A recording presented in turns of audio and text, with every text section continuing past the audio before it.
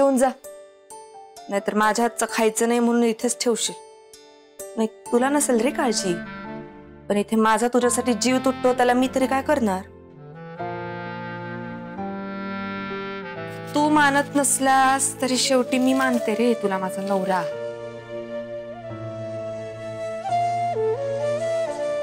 सकाळ सकाळी ही नाटकं चालू करण्याची काहीही गरज नाही. तू माझ्यावर रुसलीस काय, माझ्यावर रागावलीस काय, मला काहीही फरक पडत नाही. अर्जुन कवटीकर, मी केशव माने. अच्छा, एक काम होतं तुमच्याकडे. या ना, बसा. होय, धन्यवाद. बसा.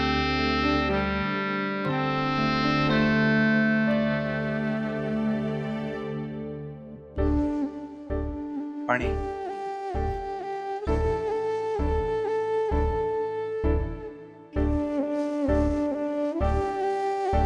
बोला साहेब, तुम्ही सरस्वती विद्या मंदिर शाळेला मदत म्हणून सायकल चालवली होती ना?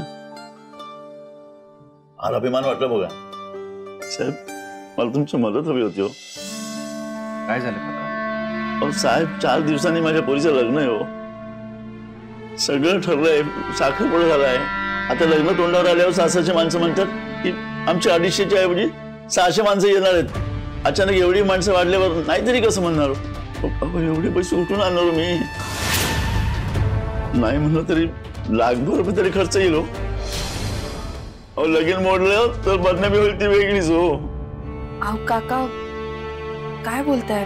एवढी मोठी रक्कम अर्जुन कुठून आणणार? होऊ शकतं, आणू शकतात. एक मार्ग आहे. हो, गावात कुस्ती आहे ना, त्याची स्पर्धा सुरू आहे. त्यात साहेबांनी भाग घेतला आणि बक्षीस मिळवलं तर समजा घडू शकतं बघा. फक्त साहेबांनी होय म्हणलं पाहिजे. थोडं करा साहेब, माझ्यासाठी लय उपकार होतील. नाही म्हणू नका, नाही म्हणू नका. नाही तर माझ्या मुलीचं आयुष्य उद्ध्वस्त होईल. हो,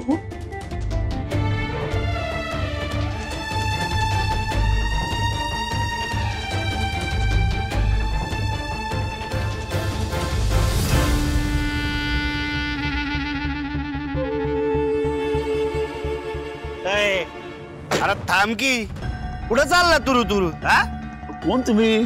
मला काढवताय? वाट सोडा माझी. सोडणार सोडणार. एवढी घाई काय बयू? वैदाजी एसटी जुनी पण तराट पळती. वैदाजी असा हेर बनवून आलाय बघ. मला सांग, तू ह्याला आपल्या गावात आधी कधी बघितले? नाही बा. तर गोम आहे ना, हे इथं करतोय काय? अरे बाबा, त्या अर्जुनाच्या घरात तू काय करत होता? हे विचारलं तुम्ही कोण? आम्ही कोण? बोल, कधी उदन कर. मोहीम फत्ते. अहो, ते अर्जुन आता पुरता अडकलाय. हा, आता तुम्ही जे बोलाल ना तेच करणार. तो शाबास पट्टे. बयू काय म्हणला होता तू? किंवा ऐकणार नाही. अरे आपण पळत्या घोड्यावर पैसे लावतो. मग द्या की पैसे. आता कसं? आता कसं सोड, काय झालं ते सांग. अहो, मला पहिला माहिती नव्हतं तू तयार होईल म्हणून. अहो, म्या माझ्या दुखण्याचं वारं घातलं, तो लायासारखा फुगला. आता तो कुस्तीच्या स्पर्धेत भाग घेणार म्हणजे घेणार. बेस्ट. चला निघा. अर्धी कुस्ती आपण इथं जिंकलेलो आहे. वहिनी, दादाच्या नाही पण तुमच्या आयडियाला कामाला यायला लागलात बरं का.